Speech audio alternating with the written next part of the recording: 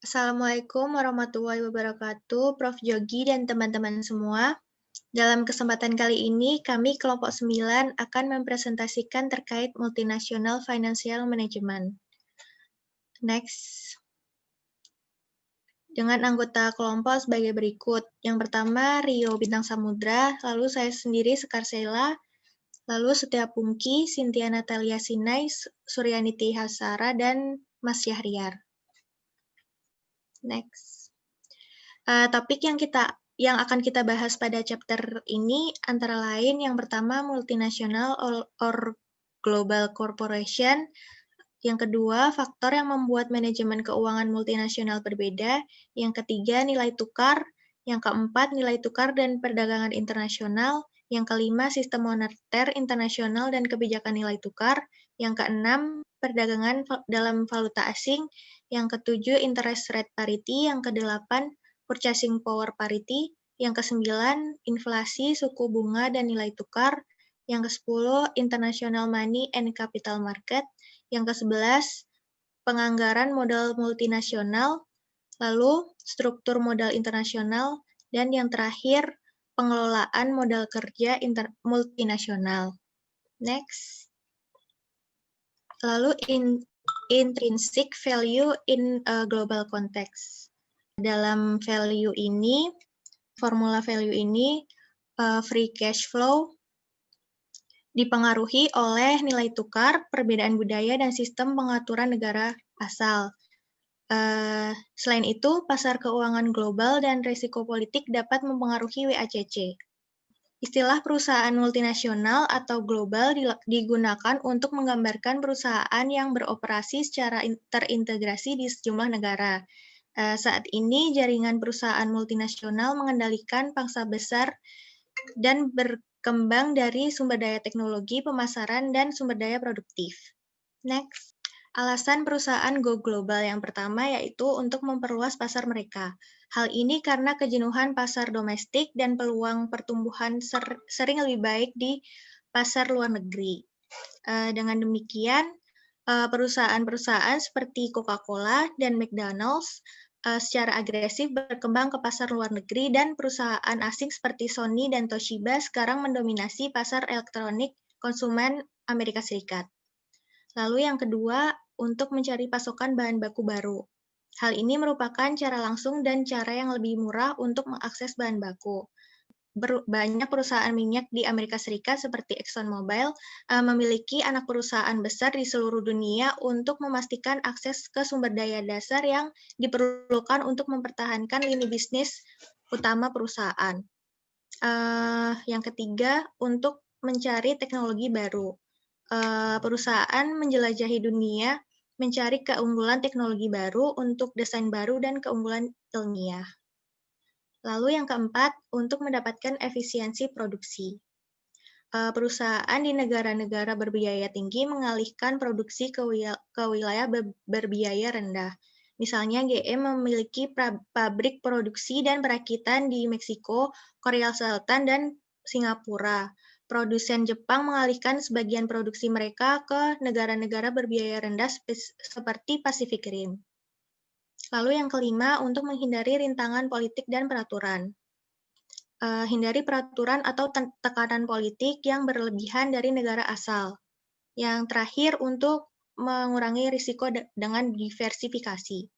Dengan mendirikan fasilitas dan pasar produksi di seluruh dunia, perusahaan dapat menahan dampak dari tren ekonomi yang merugikan di negara tunggal manapun. Secara umum, diversifikasi geografis membantu karena naik turunnya ekonomi di berbagai negara tidak berkorelasi sempurna. Next. Faktor yang membedakan manajemen keuangan di perusahaan domestik dan perusahaan multinasional yang pertama yaitu denominasi mata uang yang berbeda. Arus kas di berbagai bagian sistem perusahaan multinasional akan berdenominasi dalam mata uang yang berbeda. Oleh karena itu, efek nilai tukar harus ditangani dalam semua analisis keuangan. Dalam kata lain, perlu mempertimbangkan pengaruh nilai tukar saat beroperasi dalam lebih dari satu mata uang. Yang kedua, konsekuensi ekonomi dan hukum. Setiap negara memiliki sistem ekonomi dan hukum yang unik, dan di perbedaan ini dapat menyebabkan masalah yang signifikan ketika perusahaan mencoba untuk mengkoordinasikan dan mengendalikan operasinya di seluruh dunia.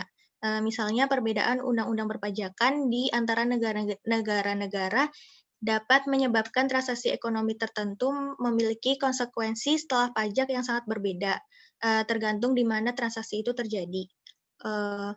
Demikian pula perbedaan sistem hukum negara asal seperti hukum umum Inggris Raya versus hukum perdata Prancis. Hal-hal yang rumit mulai dari pencatatan sederhana transaksi bisnis hingga peran yang dimainkan oleh peradilan dalam menyelesaikan konflik. Perbedaan tersebut dapat membatasi fleksibilitas perusahaan multinasional dalam menyebarkan sumber daya dan bahkan dapat membuat prosedur yang dapat diperlukan di salah satu bagian perusahaan ilegal di bagian lain. Perbedaan ini juga menyulitkan eksekutif yang dilatih di satu negara untuk bergerak dengan mudah ke negara lain. Yang ketiga yaitu perbedaan bahasa. Kemampuan untuk berkomunikasi sangat penting dalam semua transaksi bisnis. Warga Amerika Serikat seringkali berada pada kerugian karena mereka umumnya hanya fasih berbahasa Inggris. Sedangkan pebisnis Eropa dan Jepang biasanya fasih dalam beberapa bahasa, termasuk juga bahasa Inggris. Lalu yang keempat, perbedaan budaya. Bahkan dalam wilayah geografis yang dianggap relatif homogen, berbagai negara memiliki warisan budaya yang unik, membentuk nilai-nilai dan mempengaruhi pelaksanaan bisnis. Perusahaan multinasional menemukan bahwa hal-hal seperti mendefinisikan tujuan yang sesuai dari perusahaan, sikap terhadap risiko, berurusan dengan karyawan dan kemampuan untuk membatasi operasi yang tidak menguntungkan bervariasi secara dramatis dari satu negara ke negara berikutnya. Lalu yang kelima, peran pemerintah. Di negara asing, istilah di mana perusahaan bersaing, tindakan harus diambil atau dihindari, dan ketentuan perdagangan pada berbagai transaksi sering ditentukan bukan di pasar, tetapi negosiasi langsung antara pemerintah tuan rumah dan perusahaan multinasional. Lalu yang terakhir, resiko politik. Nah, sebuah negara mungkin menempatkan kendala pada transfer sumber daya perusahaan atau bahkan mengambil alih aset dalam batas-batasannya. Nah, ini adalah resiko politik dan bervariasi dari satu negara ke negara lain. Aspek lain dari resiko politik adalah terorisme terhadap perusahaan atau eksekutif Amerika Serikat. Misalnya eksekutif Amerika Serikat dan Jepang berisiko diculik di Meksiko dan beberapa negara Amerika Selatan. Faktor-faktor ini mempersulit manajemen keuangan dan mereka meningkatkan risiko yang dihadapi oleh perusahaan multinasional. Namun prospek untuk pengembalian tinggi dan diversifikasi yang lebih baik membuatnya bermanfaat bagi perusahaan untuk menerima risiko ini dan belajar bagaimana mengelolanya. Lalu selanjutnya akan dijelaskan oleh teman saya, Cynthia. Baik, selanjutnya saya akan menjelaskan tentang exchange rate atau yang biasa disebut nilai tukar atau dengan kata lain kurs. Nah, kurs ini adalah harga satu unit mata uang asing dalam mata uang domestik atau dapat juga dikatakan harga mata uang domestik terhadap mata uang asing. Dengan kata lain, nilai tukar menentukan jumlah unit mata uang tertentu yang dapat dibeli dengan satu unit mata uang lainnya. Next. Nah, perhatikan tabel ini.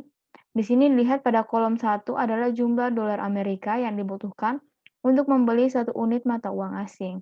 Nah, pada kolom 1 ini nilai tukar dolar untuk euro adalah sebesar 1,3276 US dollar karena 1 euro dapat dibeli untuk 1,3276 dolar.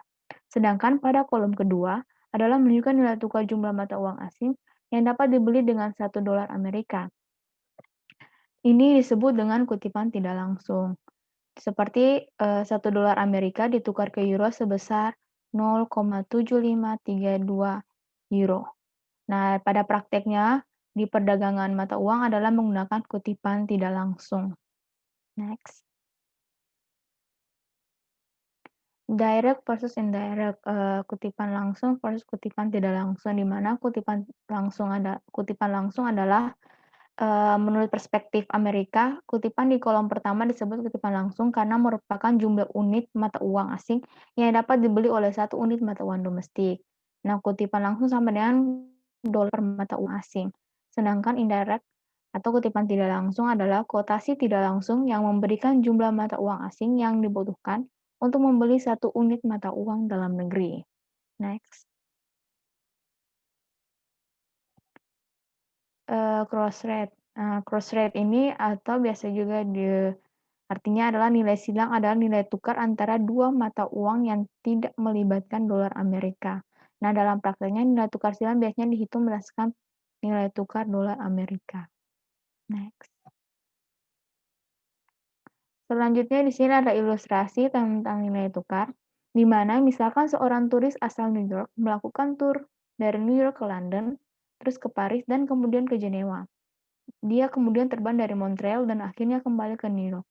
Pada saat tur, dia mempunyai biaya penginapan, makanan, dan transportasi, dan biaya lainnya. Tarif untuk dolar adalah 1,4915 US, yang berarti 1 pound akan dibiayai 1,4915 dengan diasumsikan bahwa dia menukar 3.000, maka berapakah pound yang akan dia dapatkan? Nah, next untuk penjelasannya. Di sini terlihat ada direct cost dan indirect cost-nya. Nah, untuk rumusnya sendiri untuk sampai di ini London itu menggunakan pound, di mana dolar per pounds, di mana 3.000 yang tadi dibagi dengan 1,4915 per pound, maka pounds yang akan dia dapatkan adalah sebesar 2,011 pound. Nah, dengan menukar 3.000 pound tadi, maka turis tersebut akan mendapatkan 2,011 pound. Next. Nah, selanjutnya, turis tersebut menikmati liburan ke London, dan sisa uang selama 1 minggu di London itu adalah sebesar 1.000 pound. Nah, kemudian dia menaiki kereta pergi ke Prancis dan menukar 1.000 pound tersisa tadi ke euro. Nah, di sini terjadi penukaran silang, yang dimana rumusnya itu cross rate of euro per pound, di mana euro dibagi dengan pound 1,4915 per pound dibagi dengan 1,3276 per euro.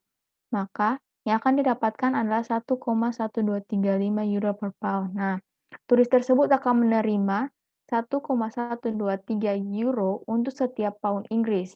Jadi dia akan menerima 1,12350 euro yang didapat dari 1,12350 euro dibagi per pound dikali dengan 1.000 pound yang tadi dia tukar. Next.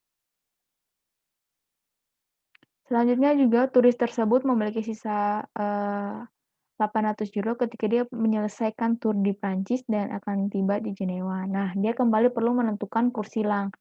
Nah, kali ini di antara kurs silangnya itu antara euro dan Swiss franc.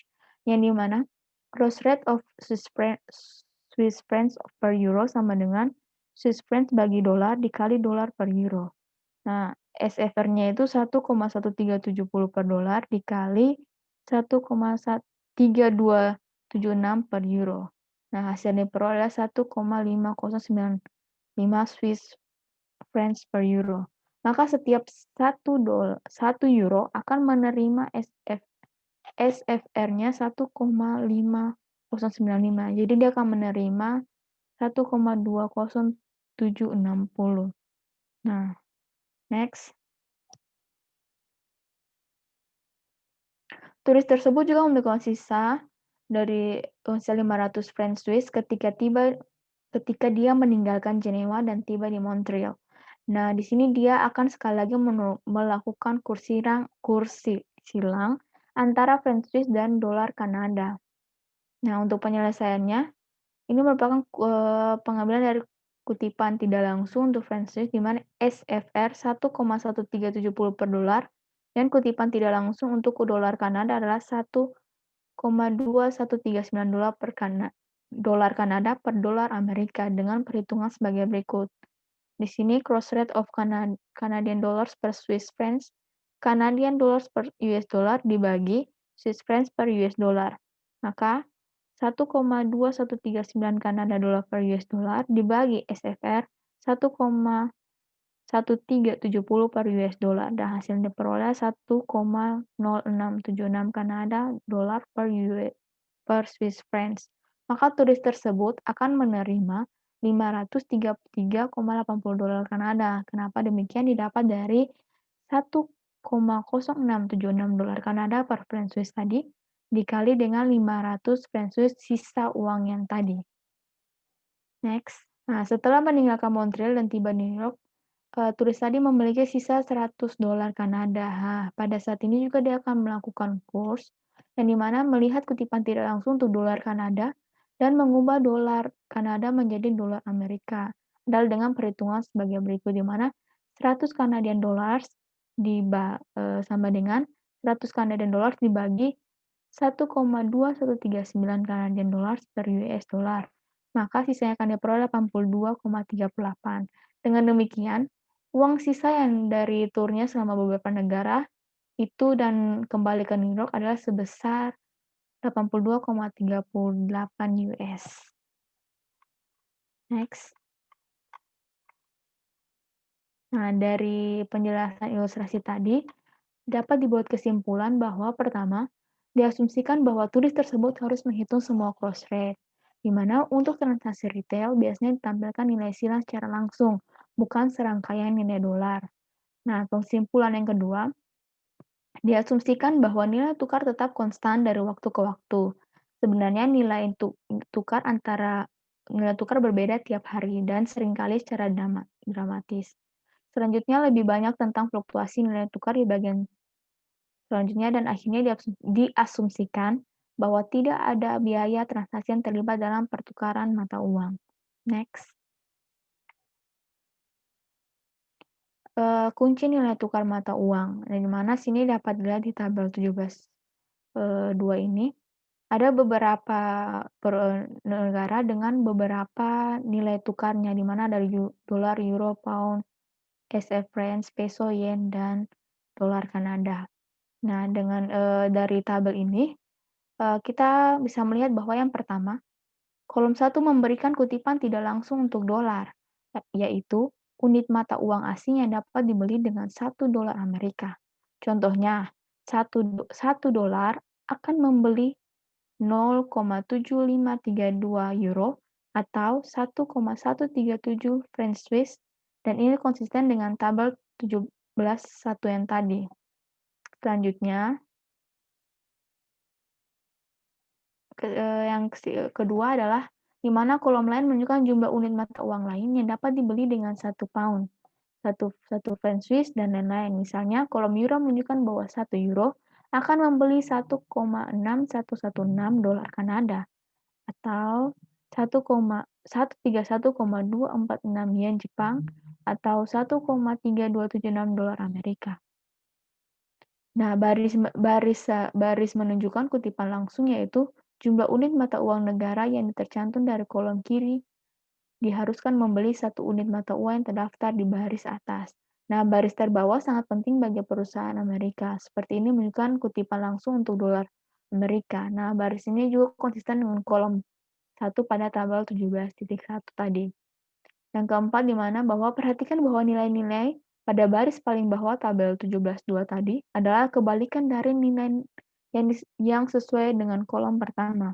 Misalnya, baris Inggris di baris pertama kolom menunjukkan 0,6705 pound per dolar, dan kolom pound di baris bawah menunjukkan 1 per 0,67705 sama dengan 1,4915 dolar per pound. Yang kelima, di mana dengan membaca kolom euro, Anda dapat melihat bahwa 1 euro bernilai 1,5095 Swiss franc. Ini adalah risiko silang yang sama yang kami hitung untuk turis yang tadi dicontohkan. Next. Selanjutnya tentang exchange rate dan international trade, di mana Eee, s Salah satu faktor yang mempengaruhi mata uang itu adalah neraca perdagangan kedua negara. Misalkan, importir Amerika Serikat harus membeli yen untuk membayar barang Jepang, sedangkan importir Jepang harus membeli dolar Amerika untuk membayar barang Amerika.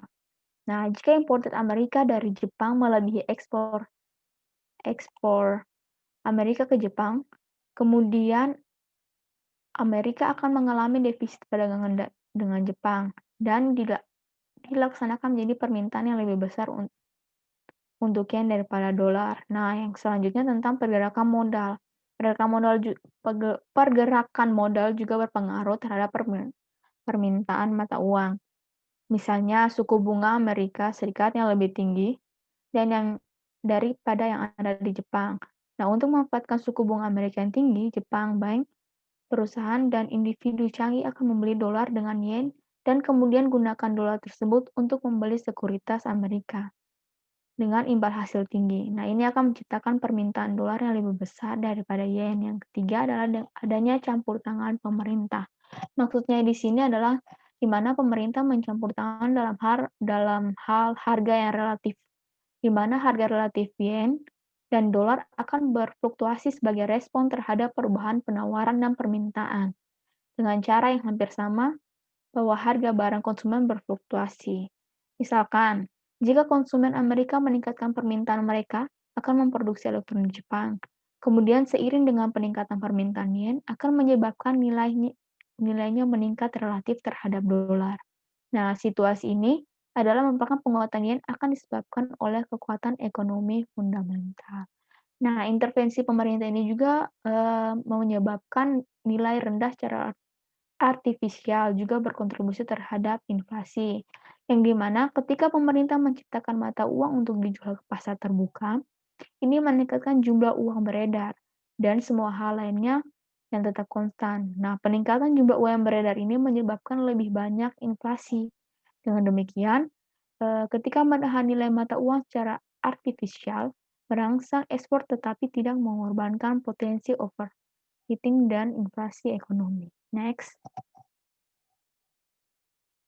Selanjutnya ada tentang perdagangan internasional. Terjadi ketika adanya beberapa hal berikut. Nah, di mana satu, adanya perbedaan hasil produksi. Maksudnya yaitu setiap negara mempunyai kekayaan alam, modal, teknologi, dan kebudayaan yang berbeda. Oleh karena itu, tiap negara mempunyai hasil produksi yang berbeda pula. Nah, ada negara yang dapat memproduksikan suatu barang atau jasa yang melimpah, tetapi ada negara juga yang kekurangan hasil produksi barang atau jasa tersebut tetapi memiliki barang atau jasa yang lainnya. Contohnya, misalkan Indonesia sendiri banyak menghasilkan produksi pertanian, sedangkan di Korea dan Jepang banyak menghasilkan barang-barang elektronik. Nah, yang berikutnya yang kedua tentang perbedaan harga barang. Maksud perbedaan harga barang di sini adalah harga suatu barang di tiap-tiap negara itu selalu berbeda. Perbedaan harga inilah yang mendorong adanya perdagangan internasional. Misalkan, harga komputer di Korea Selatan dan di Jepang lebih murah daripada harga di Indonesia, yang mendorong orang Indonesia membeli komputer tersebut di Korea atau Jepang untuk dijual di Indonesia. Nah, mereka melakukan perdagangan karena memperoleh keuntungan sebagai akibat dari adanya perbedaan harga dan jual beli. Yang ketiga adalah keinginan untuk meningkatkan produktivitas. Nah, untuk keinginan ini, tiap-tiap negara itu mempunyai kebutuhan akan barang yang beraneka ragam. Namun secara ekonomi, tiap negara lebih baik memproduksi beberapa macam barang saja, kemudian melakukan perdagangan internasional. Dengan spesialisasi ini, produktivitas tiap negara akan menjadi lebih tinggi. Next. Selanjutnya tentang faktor-faktor penghambat perdagangan internasional, di mana di sini dikemukakan ada 3 faktor, bahwa yang pertama, tidak amannya suatu negara. Nah, maksudnya tidak amannya suatu negara ini bahwa jika suatu negara tidak aman, para pedagang akan beralih ke negara lain yang lebih aman. Semakin aman keadaan suatu negara itu, maka akan semakin mendorong para pedagang untuk melakukan perdagangan internasionalnya. Yang kedua, adanya kebijakan ekonomi internasional yang dilakukan oleh pemerintah. Maksudnya itu adanya kebijakan ini, ekonomi ini yang diterapkan oleh suatu negara untuk merupakan hambatan bagi kelancaran perdagangan internasional, misalnya adanya pembatasan jumlah impor, pungutan biaya impor atau ekspor yang tinggi, serta perizinan yang berbelit-belit, itu merupakan faktor penghambat perdagangan internasional juga. Yang ketiga, tidak stabilnya kurs mata uang asing. Nah, kurs mata uang asing ini yang tidak stabil membuat para eksportir maupun importir mengalami kesulitan dalam menentukan harga valuta asing. Nah, kesulitan tersebut ini berdampak pula terhadap harga penawaran maupun permintaan dalam perdagangan. Hal ini membuat para pedagang internasional enggan untuk melakukan kegiatan ekspor dan impor. Sekian presentasi dari saya, akan dilanjutkan oleh teman saya.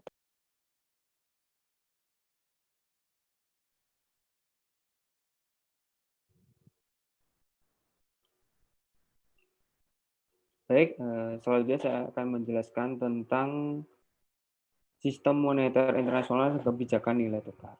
Nah, di beberapa negara, ini dapat menggunakan beberapa sistem. Yang pertama, saya akan menjelaskan tentang sistem nilai tukar tetap atau fixed exchange rate. Nilai tukar tetap adalah sistem moneter di mana nilai tukar mata uang domestik dipatok tetap dengan mata uang negara lain atau harga emas dan tidak berubah. Contohnya, kurs rupiah terhadap dolar AS adalah 2.000 per dolar. Nilainya akan tetap 2.000 per dolar dari waktu ke waktu, tidak berpengaruh oleh kondisi pemerintah dan penawaran di pasar kurs. Oke. Kemudian ada sistem floating rates. Floating rates adalah sistem penetapan kurs melalui mekanisme kekuatan permintaan dan penawaran yang terjadi di pasar valuta asing. Di floating rates ini, uang dapat diapresiasi atau didepresiasi. Apresiasi adalah nilai mata uang itu semakin kuat, tapi kalau depresiasi, nilai mata uang semakin melemah. Contohnya ada di buku. Misalnya, biaya dolar 1 pounds adalah 1,4, seperti yang ditunjukkan pada tabel 11.1. Jika ada peningkatan permintaan pound yang disebabkan oleh defisit perdagangan AS dengan Inggris Raya, maka harga pound mungkin naik menjadi 2,5. Ini yang dikatakan sebagai apresiasi currency. Sebaliknya, dolar akan terdepresiasi karena dolar sekarang melebihi lebih sedikit pound. Tetapi setelah itu hanya melebihi 0,4 pound dari 0,6 pound. Nah, dari pengurangan ini yang dimaksud sebagai depresiasi currency. Oke. Di dalam floating rate ini, mata uang juga bisa ke exchange rate dan rates. Nah, fluktuasi nilai tukar dapat berdampak besar pada keuntungan dan perdagangan. Nah, di dalam buku ini juga terdapat contoh. Misalnya, penjual anggur AS dapat mengekspor anggur ke Italia jauh lebih menguntungkan pada tahun 2009 daripada 2002. Misalnya, sebotol Pinot Noir berharga $10 untuk produksi kebun anggur California pada tahun 2000. Tetapi dapat dijual seharga 17 euro di Eropa. Pada tahun 2000, keuntungannya adalah $4,7. Dengan asumsi tidak ada perubahan dalam biaya produksi. Keuntungan botol pada tahun 2009 yaitu 12,6. Demikian, eksportir AS ke Eropa telah diuntungkan oleh perubahan nilai tukar. Next, kemudian ada managing floating rates. Dalam sistem ini, terdapat intervensi pemerintah yang signifikan untuk mengelola nilai tukar dengan memanipulasi penawaran dan permintaan mata uang. Pemerintah jarang mengungkapkan target nilai tukar jika menggunakan managing floating rate ini, karena akan membuat spekulasi mata uang mudah mendapatkan keuntungan.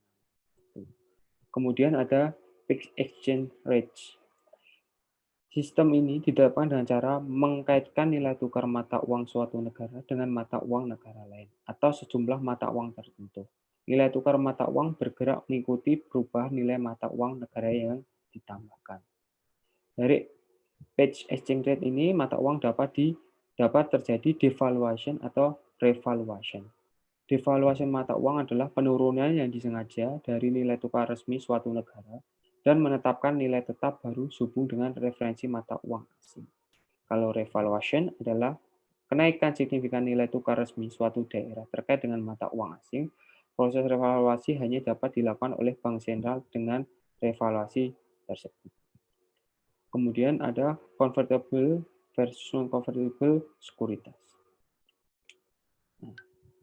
Di dalam buku ini sudah dijelaskan bahwa beberapa mata uang ini dapat dikonversi. Karena apa? Karena bank sentral mereka akan menembus dengan harga pasar dalam kondisi tertentu. Contohnya di Tiongkok ini, yuan dapat digunakan dan dikeluarkan secara legal hanya di Tiongkok. Selain itu, pemerintah Cina memberlakukan pembatasan baik bagi penduduk maupun bukan penduduk untuk secara bebas mengkonversi kepemilikan yuan mereka ke mata uang lain, jadi yuan adalah mata uang non-konversi. Nah, yuan ini, maaf tadi bukan dapat dikonversi, tapi ini non-konversi. Mata uang yang tidak dapat dikonversi menyebabkan masalah bagi perusahaan asing yang ingin melakukan investasi langsung. Kemudian ada sistem no local currency. No local currency ini di beberapa negara tidak memiliki alat pembayaran resmi sendiri, melainkan menggunakan mata uang negara. Misalnya, kalau di dalam buku ini, Ekuador telah menggunakan dolar AS sejak September 2000. Negara lain yang tergantung dalam serikat moneter seperti 16 negara ini Uni Moneter Eropa pada 2009 yang mata uangnya adalah euro. Itu adalah local currency. Berarti di suatu negara itu menggunakan mata uang di negara lain atau mata uang lainnya itu. Oke, next. Kemudian saya akan menjelaskan tentang perdagangan dalam valuta asing. Dalam perdagangan valuta asing, ini sering terdapat istilah spot rate dan forward rates. Spot rate adalah nilai yang dinyatakan untuk satu unit nilai tukar asing yang akan diberikan pada spot, on the spot, atau dalam periode yang singkat. Kemudian forward rate, nilai yang dinyatakan untuk satu unit nilai tukar asing yang akan diberikan pada suatu tanggal tertentu di masa depan. Oke. Saya akan menjelaskan langsung tentang ilustrasinya saja. Oke, next. Ini adalah ilustrasi. Ini juga saya dapat dari buku di tabel 17. Mungkin bisa dibuka, teman-teman. Nah, saya ilustrasikan, jika perusahaan AS membayar 500 juta yen kepada perusahaan Jepang dalam 30 hari menggunakan kurs spot. Kurs spot adalah 98,800 yen per dolar. Ini. Kurs sportnya yen 98,800. Maka perusahaan ASS akan membayar setara dengan 5,058 juta jika kurs sportnya 98,800. Tapi jika kurs sport itu turun menjadi 90 yen, berarti kan dari 98 ini turun menjadi 90 yen per dolar, maka perusahaan AS akan membayar 5,56 juta. Nah, semakin meningkatkan. Jika kurs sportnya naik menjadi 100 miliar, maka perusahaan ASS akan membayar 4,5 juta yen. Dari beberapa peningkatan maupun penurunan, ini terdapat solusi untuk menjaga kestabilan kurs spot ini, yaitu menggunakan forward rates. Perusahaan AS dapat menggunakan forward exchange kontrak 30 hari. Misalnya kontrak ini menawarkan harga 98.800 ini, 98.800 30 hari. Maka dalam 30 hari, perusahaan AS berkewajiban untuk membayar 500 juta yen dengan tarif yang sudah disepakati 98.900 atau membayar setara dengan 5,080. Oke. Berarti ketika terdapat kenaikan maupun penurunan, itu tidak akan mempengaruhi dengan tarif yang sudah disepakati dari awal. Makanya itu forward rate ini juga bisa dikatakan sebagai hedging dalam pembayaran, atau bisa dikatakan hedging dalam penggunaan spot rate atau forward rate itu. Oke, next. Kemudian interest rate parity. Interest rate parity itu menyatakan bahwa investor akan memperoleh tingkat pengembalian yang sama antara investasi berdasarkan bunga di semua negara setelah disesuaikan dengan risiko. Nah, di bawah ini ada rumus yang digunakan untuk menghitung interest rate parity. Tetapi di bawah ini rumus yang digunakan ke dalam interest rate parity ini dia menggunakan kemudian saya akan menjelaskan tentang interest rate parity. Interest rate parity adalah menyatakan bahwa investor akan memperoleh tingkat pengembalian yang sama atas investasi berdasarkan bunga di semua negara setelah disesuaikan dengan resiko. Di bawah ini terdapat rumus yang digunakan interest rate parity, tetapi rumus ini dia menggunakan tingkat bunga di negara asal dan tingkat bunga di negara asing. Next. Ilustrasi ini saya ambil dari buku. Oke. Investor AS membeli bonds di negara Swiss berjangka waktu 180 hari dengan bunga 4%. Pertama, kita harus menghitung RF-nya terlebih dahulu. Suku bunga asingnya, yaitu 4% dibagi 2 sama dengan 2%. Kenapa dibagi 2? Karena 4% ini dalam 1 tahun. Tapi negara Swiss berjangka waktu 180 hari ini, sehingga 360 hari dibagi 180, sehingga dapatnya jadinya 2 dan akhirnya 4% dibagi 2 dapatnya 2%. Kita dapat mengasumsikan juga bahwa kebutuhan tidak langsung untuk nilai tukar spot adalah 1,17 franc Swiss per dolar. Asumsikan bahwa nilai tukar forward 180 hari adalah 1,133 franc Swiss per dolar, yang berarti dalam 180 hari investor dapat menukar 1 dolar dengan 1,1 franc Swiss.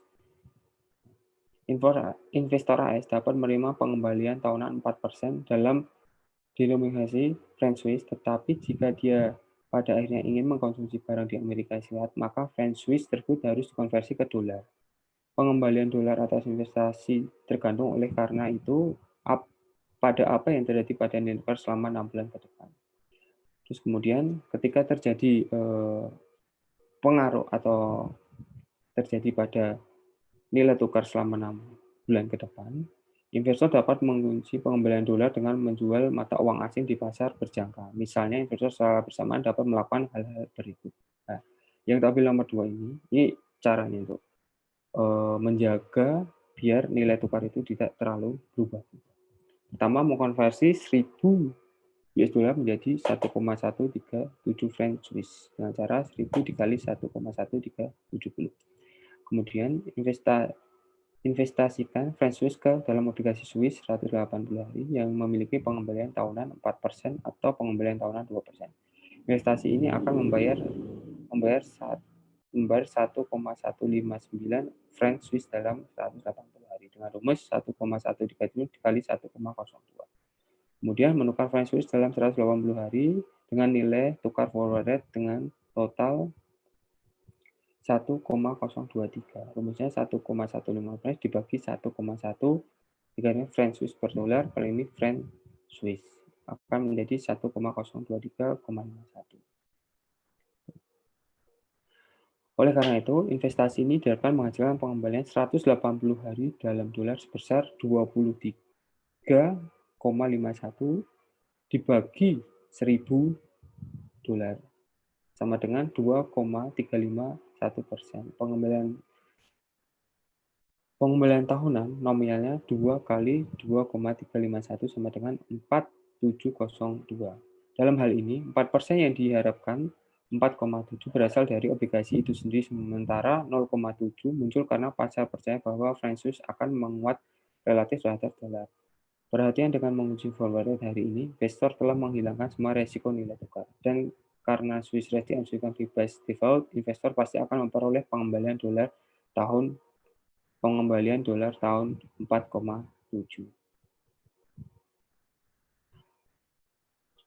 Paritas suku bunga menyiratkan bahwa investasi di Amerika Serikat dengan resiko yang sama seperti obligasi Swiss juga harus memiliki pengembalian 4,702. Next.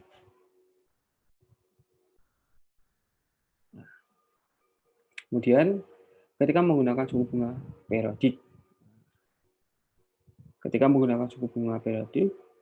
Pertama kita harus mengetahui dulu direct spot question dan direct forward question-nya. Kalau kita ambil dari tabel 17.3, direct spot question adalah 0,8. Tapi kalau direct swallow equation adalah 0,8. Nah, kemudian ketika kita sudah mengetahui ini, kita akan memasukkan ke dalam rumus yang sudah tadi saya sampaikan, yaitu forward exchange rate dibagi spot exchange rate sama dengan 1 plus RH dibagi 1 plus RF sama dengan 1 plus RH dibagi 1 plus 0,02 sama dengan 0,8 dibagi 0,8. Nah, kemudian hasilnya 1,023502.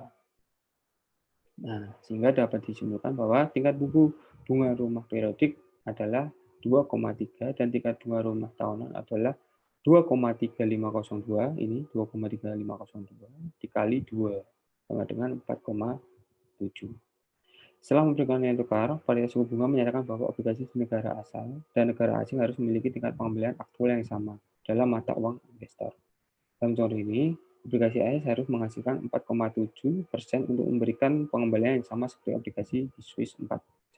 Jika satu obligasi memberikan pengembalian lebih tinggi, maka investor akan menjual obligasi dengan pengembalian rendah dan berbondong-bondong ke obligasi dengan pengembalian tinggi. Aktivitas ini akan menyebabkan harga obligasi dengan tingkat pengembalian rendah dan harga obligasi dengan pengembalian yang tinggi akan meningkat.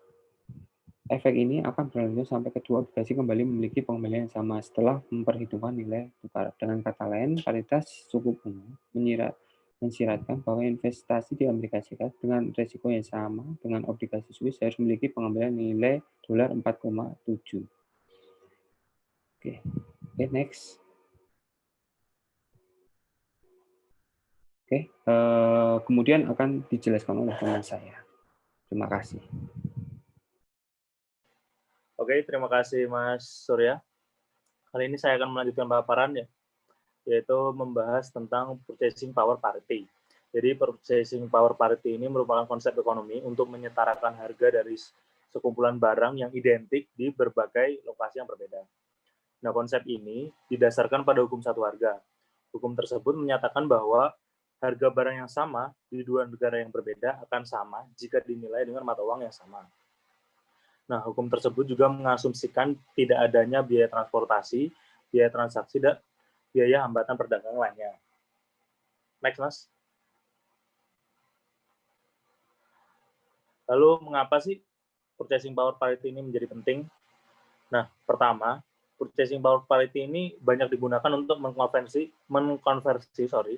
beberapa indikator ekonomi seperti produk domestik bruto atau PDB. Nah, dengan mengkonversi PDB tadi, data tersebut lebih dapat diperbandingkan antar negara karena akan menghilangkan efek perbedaan nilai tukar. Nah, PPP juga ditentukan dengan membandingkan harga untuk membeli satu barang dan jasa di masing-masing negara. Lalu informasi ini kemudian digunakan untuk mengkonversi PDB setiap negara ke unit moneter yang umum. Contohnya seperti dolar Amerika. Lalu PPP juga berguna untuk mengetahui perbedaan biaya hidup di negara luar sana. Misalnya seperti yang dilakukan oleh World Bank, yang melakukan rasio tingkat harga faktor. Kurang ya, Pung ya. Oke, 1, 2, 3. Mengapa sih purchasing power parity? Ulangi. Oke. Mengapa sih purchasing power parity ini menjadi penting? Alasan yang pertama itu purchasing power parity ini banyak digunakan untuk mengkonversi beberapa indikator ekonomi. Contohnya kayak PDB, produk domestik bruto. Nah, dengan mengkonversi PDB tadi, data-data dari PDB itu bisa dapat diperbandingkan antar negara karena akan menghilangkan efek perbedaan nilai tukar. Nah, purchasing power parity ini juga ditentukan dengan membandingkan harga untuk membeli satu barang dan jasa di masing-masing negara. Nah, informasi ini digunakan untuk mengkonversi PDB di setiap negara ke unit moneter yang umum seperti dolar Amerika. Lalu alasan yang kedua adalah PPP ini juga berguna untuk mengetahui perbedaan biaya hidup di masing-masing negara. Misalnya seperti yang dilakukan oleh World Bank, yang menggunakan rasio tingkat harga faktor konversi PPP untuk menyesuaikan angka PDB di masing-masing negara. Nah, rasio-rasio tersebut itu digunakan untuk mengukur perbedaan tingkat harga umum di suatu negara. Jadi barang dan jasanya itu diukur menggunakan rasio-rasio tersebut. Monggo next, Mas. Lalu ada dua jenis purchasing power parity, yaitu yang pertama absolute purchasing power parity. Nah, absolute PPP ini adalah konsep di mana harga suatu komoditas akan sama dalam mata uang apapun yang dipakai untuk membeli atau dimanapun komoditas ini dijual. Nah, absolute PPP ini bisa berjalan jika sudah memenuhi beberapa asumsi. Yang pertama, tidak ada biaya transaksi seperti biaya pengiriman, biaya asuransi, dan biaya lain-lain. Yang kedua, tidak ada hambatan perdagangan seperti ada tarif, ada quotation, ada pajak, ada bea cukai, dan lain-lain. Yang ketiga, sudah pasti ya barangnya harus sama. Lalu yang kedua ada relative purchasing power parity. Nah, relatif PPP ini menjelaskan apa yang menentukan perubahan nilai tukar dari waktu ke waktu. Misalnya perubahan nilai tukar ditentukan oleh perbedaan tingkat inflasi antar negara. Next, Mas. Nah, selanjutnya kita akan belajar atau membahas tentang cara menghitung purchasing power parity. Nah, bisa teman-teman lihat rumusnya itu PH sama dengan dikali PF dikali spot rate. Nah, di sini PH itu harga barang yang dijual di negara asal, dan PF itu harga barang di negara asing.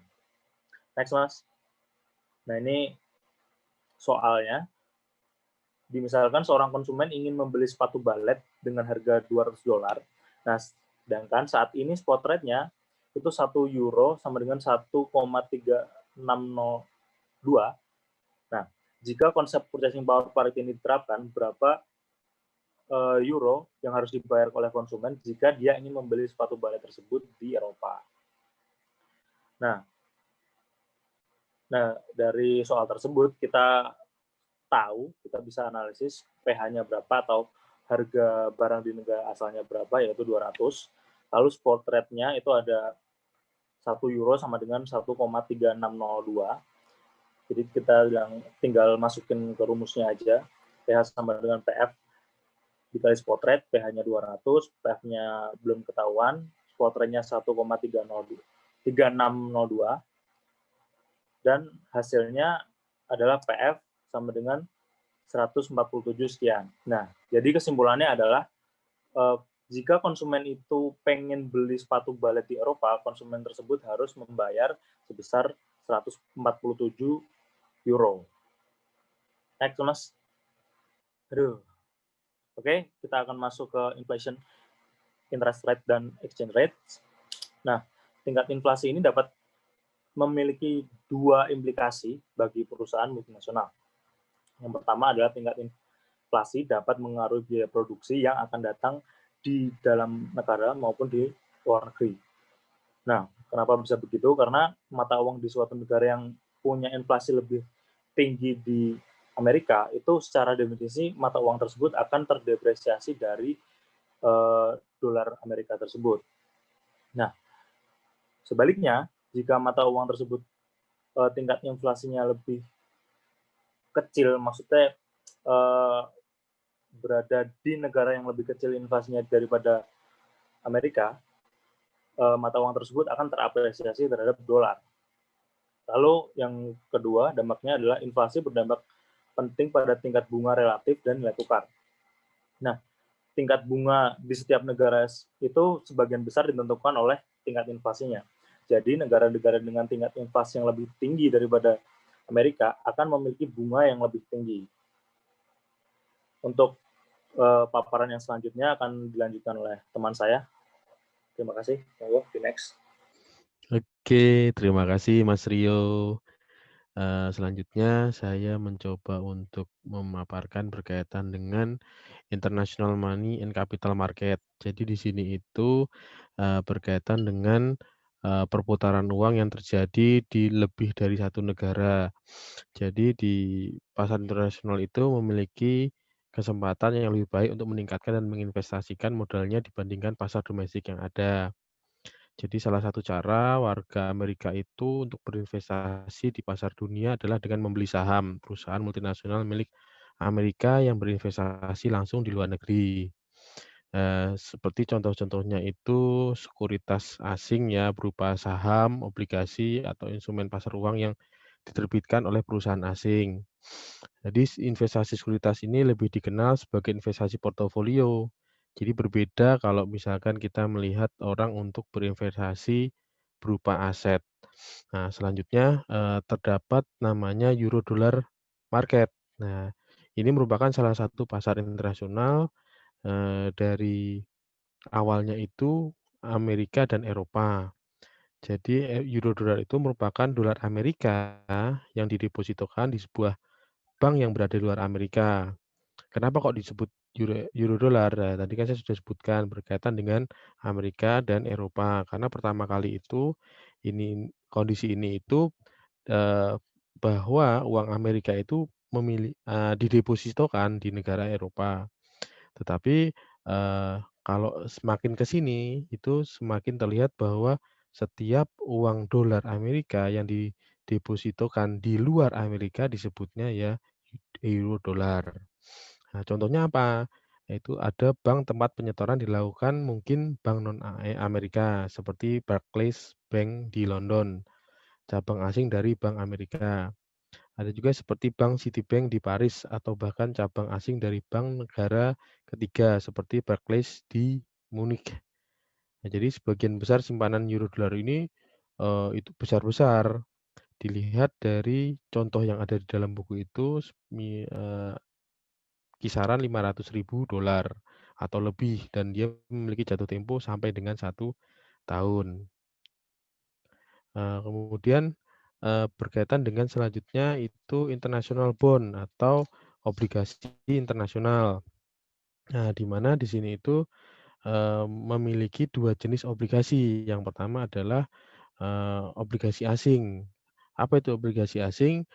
Obligasi asing itu merupakan obligasi yang dijual oleh peminjam asing tetapi dalam mata uang negara tempat penerbitan tersebut dijual. Misalnya apa? Kalau di buku itu menerangkan berkaitan dengan perusahaan di Kanada, Nortel Networks. Itu memerlukan dolar Amerika untuk membiayai operasi anak perusahaannya di Amerika. Jika memutuskan untuk meningkatkan modal yang dibutuhkan di Amerika, maka obligasi tersebut akan ditanggung oleh bankir investasi Amerikanya dalam mata uang dolar Amerika dan dijual kepada investor Amerika sesuai dengan SEC. Kalau di sini namanya bursa efeknya ya. Dan peraturan negara bagian yang berlaku, kecuali bagi peminjam yang berasal dari luar Amerika. Obligasi ini tidak dapat dibedakan dari yang diterbitkan oleh perusahaan Amerika. Namun, karena Nortel adalah perusahaan asing, maka obligasi tersebut merupakan obligasi luar negeri. Nah, kemudian selain itu, karena mata uang yang digunakan dolar dan dijual di Amerika, berdasarkan peraturan SEC atau bursa efeknya disebut obligasi Yankee. Nah, sebaliknya, jika Nortel menerbitkan obligasi di Meksiko yang menggunakan mata uang peso, maka merupakan obligasi luar negeri, bukan obligasi Yankee. Dengan kata lain, obligasi Yankee atau Yankee Bond itu merupakan obligasi dalam bentuk US dollar yang diterbitkan oleh penerbit obligasi dari suatu negara di luar Amerika dan diperdagangkan pada pasar Amerika. Untuk selanjutnya berkaitan dengan Eurobonds. Apa itu Eurobonds? Itu merupakan istilah yang digunakan untuk menunjukkan setiap obligasi yang diterbitkan dari satu negara tetapi dalam mata uang negara lain. Contohnya apa? Kalau di buku itu menerangkan berkaitan dengan Ford Motor Company. Dia itu menerbitkan semacam obligasi dalam mata uang dolar dan dijual di Jerman. Perusahaan milik Inggris menjual obligasi dalam mata uang euro di Switzerland. Eurobond menarik investor karena beberapa alasan. Umumnya dalam bentuk pembawa dan bukan sebagai obligasi terdaftar, sehingga nama dan kebangsaan investor tidak tercatat.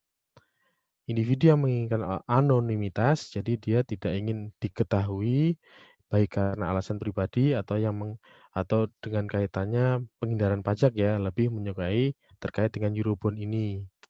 Kemudian selain itu, sebagian besar pemerintah tidak memotong pajak atas pembayaran bunga yang terkait dengan Eurobond. Jika investor membutuhkan hasil efektif, misalkan ya 10%, maka Eurobond yang dibebaskan dari pemotongan pajak hanya membutuhkan tingkat kupon 10%. Tetapi jika obligasi lain itu misalkan obligasi dalam negeri yang dikenakan pemotongan pajak sebesar 30% atas bunga yang dibayarkan kepada orang asing, dia itu membutuhkan tingkat kupon 14,3% untuk menghasilkan tarif setelah pemotongan pajak sebesar 10%. Investor yang menginginkan kerahasiaan tidak ingin mengajukan pengembalian pajak seperti yang di atas tadi kan. Jika mereka lebih memilih untuk memegang Eurobond ini. Jadi Eurobond ini lebih cenderung untuk menjaga dari individu yang ingin berinvestasi di sini. Kalau di dalam buku itu menerangkan berkaitan dengan lebih dari setengah Eurobond dalam mata uang dolar, sisanya berupa obligasi dalam mata uang selain dolar, seperti misalkan kalau Jepang itu ada yen, Jerman itu ada mark, Belanda ada golden. Kemudian di sini walaupun pusatnya di Eropa, tetapi Eurobond merupakan bentuk pasar internasional. Sindikat penjamin emisi dari seluruh penjuru dunia menjual obligasi tersebut kepada investor, tidak hanya di Eropa, tetapi juga di negara lainnya, seperti Bahrain dan Singapura. Eurobond dikeluarkan hanya untuk perusahaan multinasional, oleh lembaga keuangan internasional, atau oleh pemerintah nasional. Akan tetapi saat ini pasar Eurobond itu dikuasai oleh perusahaan Amerika. Yang murni itu domestik atau lokalnya dengan tujuan dapat menurunkan biaya hutang dengan meminjam ke luar negeri. Oke, next, Mas. Di sini itu ada istilahnya di dalam buku itu, kalau bahasa asingnya greasing the wheel of international business. Jadi kalau bahasa Indonesianya agak lucu ya, pelicin atau pelancar ya dalam bisnis internasional. Itu bisnis internasional ini pasti akan secara langsung ya berkaitan dengan tindakan yang dalam tanda kutip itu negatif ya, berupa penyuapan dan penampungan pajak. Sehingga akan menjadi target regulasi dari kondisi internasional. Di sini sudah ada 37 negara yang mengadakan kerjasama ekonomi dan pembangunan yang tergabung dalam namanya OECD, Organization for Economic Cooperation and Development. Jadi terdapat konvensi ini itu mengharuskan setiap negara untuk mengesahkan undang-undang. Undang-undang apa? Ya, dia menetapkan suatu kejahatan bagi perusahaan yang melakukan penyuapan pejabat publiknya. Jadi Amerika ini merupakan negara yang paling agresif dalam menuntut pelanggar aturan tersebut. Tidak terbatas pada perusahaan di Amerika, tapi juga meluas ke perusahaan asing yang sahamnya terdaftar di Amerika. Contohnya seperti perusahaan yang bernama yang di Norwegia itu namanya Statoil. Itu sampai didenda 10,5 juta US dollar di tahun 2006. Kenapa? Karena dia menyuap pejabat di Iran. Kemudian ada lagi anak perusahaannya Fedco International yang berkantor pusat di Inggris. Dia itu didenda sampai dengan 26 juta US dollar. Wow. Di tahun 2007 karena menyuap pejabat Nigeria. Yang ketiga itu ada contoh lagi berkaitan dengan merek Siemens dari Jerman ya sebagai pemegang rekor. Wah, ini besar sekali nih.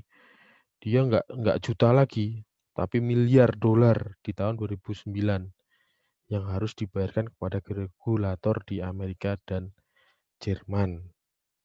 Kemudian organisasi internasional yang berjuang untuk mereformasi perpajakan global dan menghapus penyalahgunaan perlindungan pajak adalah namanya itu The Joint International Tax Shelter Information Center. Ada lagi namanya The Seven Country Working Group.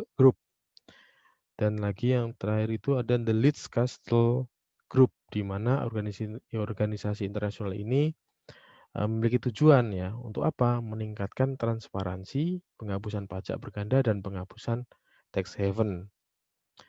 Permasalahan tindakan penyuapan dan penampungan pajak ini menjadi pengalihan perhatian perusahaan dari bisnis utamanya, sehingga tidak mampu menyediakan produk terbaik dengan harga terbaik.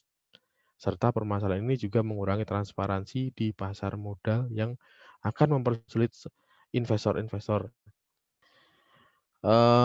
Oke, guys, selanjutnya ada namanya stock market indices around the world.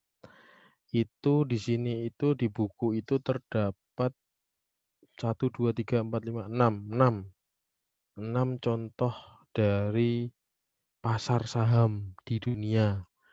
Jadi di tahun 99 itu kita melihat kinerja pertamanya itu memiliki nilai awal sebesar 100.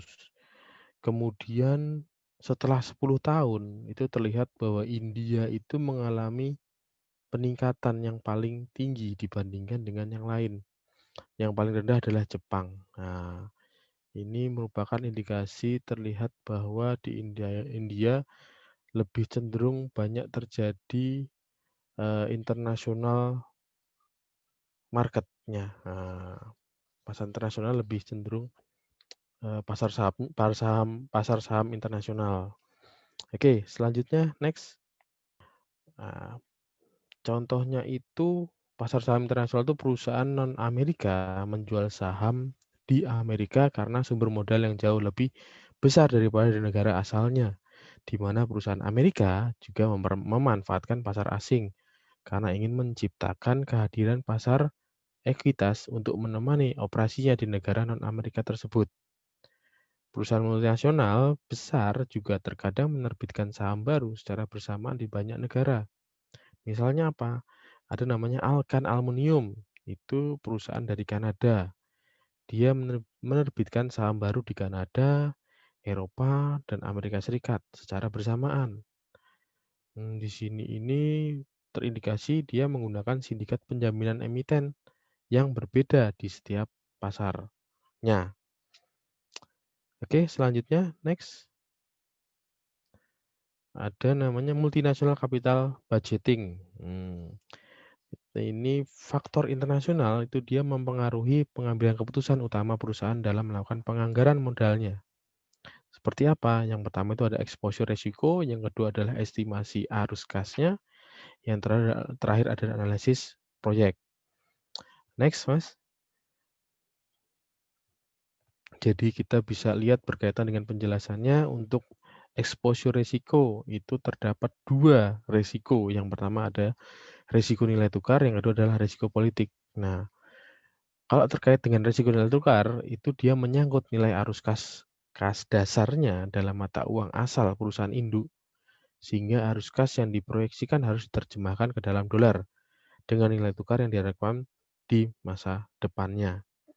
Terus yang terkait dengan resiko politik, dia lebih menyangkut terhadap tindakan pemerintah dari tuan rumah yang akan mengurangi nilai investasi perusahaan seperti apa? Berkaitan dengan pajaknya yang lebih tinggi, berkaitan juga dengan repatriasi yang lebih ketat, berkaitan juga dengan kontrol mata uang dan pembatasan terkaitan dengan harga. Jadi lebih cenderung uangnya itu agak sulit untuk kembali ke negara asalnya atau induknya gitu. Oke, selanjutnya next. Nah, di sini ada contoh dalam buku itu menyebutkan berkaitan dengan consumer finance di Cina. Jadi terdapat pembiayaan konsumen di Cina itu menjadikan hal yang menarik. Penyebabnya apa? Jadi Cina itu lebih membuka peluang untuk bank asing memberikan pinjaman langsung ke Cina. Jadi orang-orang Cina, pengusaha-pengusaha Cina, individu-individu Cina, dia dipermudah atau mampu untuk meminjam uang selain di negaranya. Jadi banknya di luar negeri, dia pinjam uang walaupun dia ada di Cina. Jadi Cina itu memiliki suatu bisnis atau basic konsumen kelas menengah yang besar, yang sedang tumbuh dalam pembelian rumahnya, konsumsi, mungkin kegiatan usahanya, terus kendaraan dan barang-barang yang digunakan untuk kebutuhan sehari-hari lainnya. Terus Cina juga memiliki banyak bank yang bermasalah, yang di internal Cina sendiri ya, seperti banyak pinjaman yang tak tertagih, teknologi yang lemah, layanan pelanggan yang buruk, ya itu terdapat di Cina. Makanya dari kompetitor di luar Cina itu melihat peluang ini, dan Cina sendiri juga dia membuka untuk perbaikan. Ya biasanya kalau di Cina itu lebih cenderung untuk membuka teknologi yang baru, terus dia serap ilmunya segala macam, dia tiru bagaimana caranya supaya dia bisa memperoleh ilmunya. Nah, jadi atas dasar daya tarik tersebut itu menjadikan peluang. Jadi ada namanya GE Money. Dulu itu kalau nggak salah General Electric Capital ya, namanya itu. Untuk terjun ke bisnis di Cina seperti membantu Shenzhen Development Bank (SDB) itu berkaitan dengan memperkenalkan semacam kartu kredit yang namanya Walmart. Ada juga kartu kredit yang namanya Auchan. Auchan itu kalau di Prancis itu dia sebagai pengecer besar dan berbagai layanan hipoteknya. Akan tetapi berinvestasi di Cina juga ada risikonya. Jadi investor ini juga harus mempertimbangkan ini ya, seperti berkaitan dengan perencanaan dari prakesepakatan yang tidak memadai, ada juga berkaitan dengan kurangnya fokus dan daya tarik dalam periode pasca kesepakatan langsung berkaitan dengan hutangnya tadi, ada juga mungkin ada kegagalan berkaitan dengan integrasi budaya, yang terakhir ada terkait dengan fleksibilitas dalam beradaptasi dengan budaya lokal, kondisi lokal, ya di sana kadang kan berbeda. Dan lagi investor itu juga harusnya ya bisa belajar dari kondisi sebelumnya. Bagaimana sih bank di di Cina tadi, bank di Cina bagaimana? Oh kondisinya seperti itu. Bisa jadi kalau culture-nya mengikuti culture yang ada, dia akan mengikuti menjadi makin buruk, mengikuti citra yang perusahaan lokal Cina miliki. Tapi kalau dia kuat, dia akan lebih bertahan. Tetapi resikonya di Cina itu akan ditiru kalau ada suatu kebaikan. Nah, nggak apa-apa. Oke, selanjutnya, next, Mas. Nah, yang kedua itu berkaitan dengan estimasi arus kas. Ini estimasi arus kas itu lebih kompleks untuk investasi asing daripada domestiknya. Jadi sebagian besar perusahaan multinasional itu mendirikan anak perusahaan terpisah di setiap negara asing tempat mereka beroperasi, dan arus kas yang relevan untuk perusahaan induk adalah dividen, royalti yang akan dibayarkan oleh anak perusahaan kepada induk. Jadi yang dibayarkan atau diterjemahkan menggunakan nilai dolar. Akan tetapi perlu diperhatikan juga berkaitan dengan pajaknya, pembatasan jumlah uang tunai juga yang akan dikirim ke perusahaan induknya dengan maksud agar perusahaan berinvestasi kembali ke negara asing. Karena itu dari perspektif organisasi induk, arus kas yang relevan untuk analisis investasi asing adalah arus kas yang sebenarnya diharapkan untuk dikirim kembali oleh anak perusahaan kepada induknya. Itu harapannya. Cuman kan ada istilahnya repatriasi toh. Dia bisa mempertahankan kondisinya keuangannya itu jangan sampai kembali ke negara asal. Karena uang itu akan digunakan lagi untuk kemajuan dari industri di negara asing tersebut. Jadi ya agak sulit untuk menemukan win-win solution karena kebutuhan dari induk membutuhkan uang dari anak, negara tempat induk berinvestasi di anak itu kan negara yang berbeda. Negara ini juga ingin maju, butuh uang untuk membuat negaranya lebih maju segala macam. Gitu. Selanjutnya yang terakhir, next Mas, berkaitan dengan analisis project. Nah, ini di buku itu sudah jelas sekali contohnya, nanti teman-teman bisa latihan pakai Excel. Nah, berkaitan dengan kondisi di mana perusahaan Amerika dia tuh memiliki kesempatan menyewa fasilitas manufaktur di negara di luar Amerika, di mana? Di Inggris. Selama berapa tahun? 3 tahun. Jadi perusahaan itu harus mengeluarkan di bukan tahun pertama, di kondisi awal, untuk investasi awal itu 20 juta pound sterling. Wah, banyak ya. Untuk membangun pabrik, untuk starting up awal segala macam. Kemudian dengan investasi awal ini, perusahaan Amerika ini dia memiliki harapan di 3 tahun ke depan itu mendapatkan cash in atau arus kas masuk dari investasinya ini.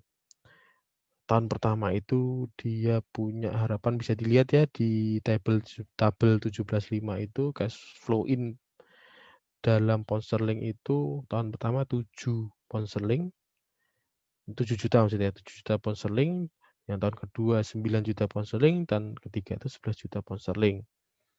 Nah, kalau ini dikonversikan dengan kursnya itu akan berbeda dari kurs di tahun ke-0 yang pada saat Amerika itu berinvestasi di Inggris. Itu ada estimasinya berkaitan dengan kondisi nanti, ada expected exchange rate itu di tahun ke-0 itu 1,8 untuk mendapatkan 1 pound sterling, ya. Terus 1,7 tahun pertama, tahun kedua 1,72, tahun ketiga 1,71. Nah, bisa dilihat di sini kalau didolarkan itu kita lihat di tahun ke-0 itu yang dikeluarkan adalah 36 juta dolar. Di tahun untuk investasi ya, kalau didolarkan pound sterling dirubah ke dolar. Yang tahun pertama itu 7 juta pound sterling itu untuk mendapatkan dolar itu harus dikali dengan 1,7. Jadi menjadi 12,29, tahun ketiga itu tadi ada expected exchange rate-nya 1,7. Tahun kedua itu 15,5 juta, tahun ketiga menjadi 18,8 juta. Itu kalau di dolarkan. Nah, di sini itu asumsinya Amerika itu memiliki biaya modal yang sesuai dengan risiko senilai 10%. Bisa dilihat bahwa 10% itu nanti akan berpengaruh di net present value-nya. Kalau dihitung rumus dari net present value itu adalah cash yang diperoleh, ya kan, atau cash yang dikeluarkan dibagi dengan 1 ditambah cost of capital-nya dikali atau dipangkat T itu tahunnya. Jadi kalau di rumus nanti teman-teman mencoba di Excel, ya kan, itu nanti ada 4 perhitungan NPV yang akan nanti dijumlah menjadi 1 dan nanti totalnya adalah 2,18. Nah, nanti besok pada saat pertemuan langsung kita latihan pakai Excel ya, supaya nanti kita sama-sama belajar ini. Nah, oke, bagian saya itu terima kasih. Selanjutnya akan diteruskan oleh Mas Pungki.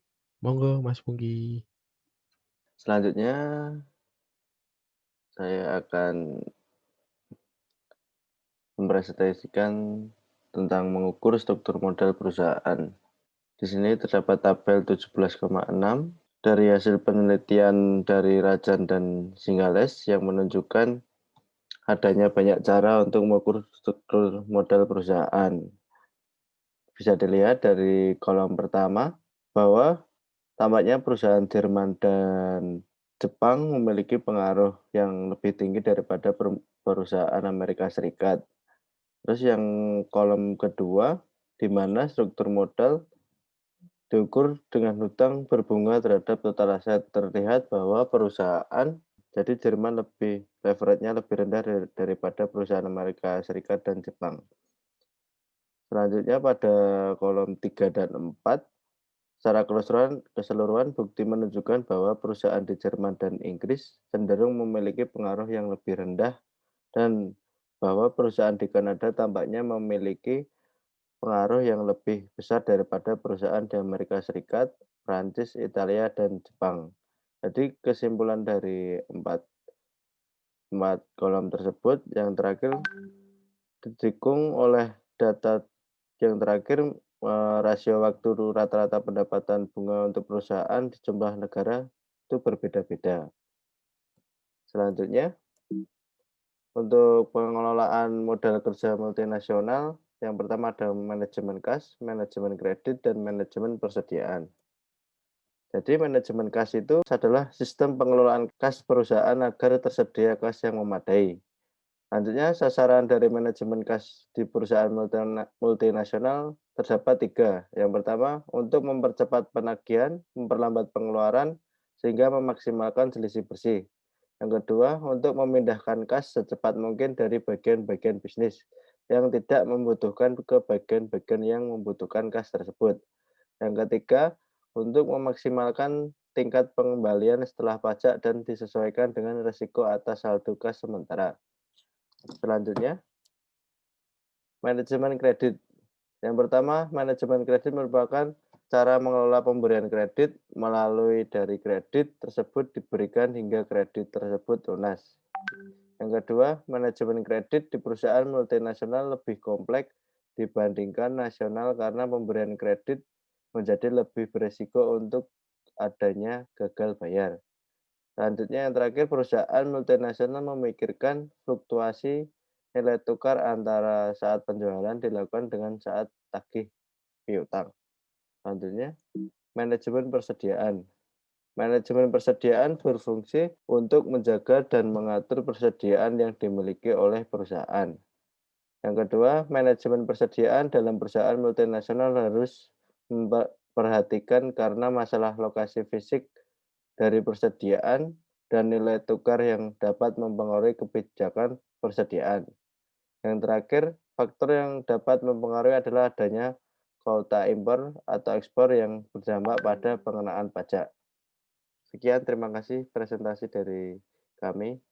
Wassalamualaikum warahmatullahi wabarakatuh.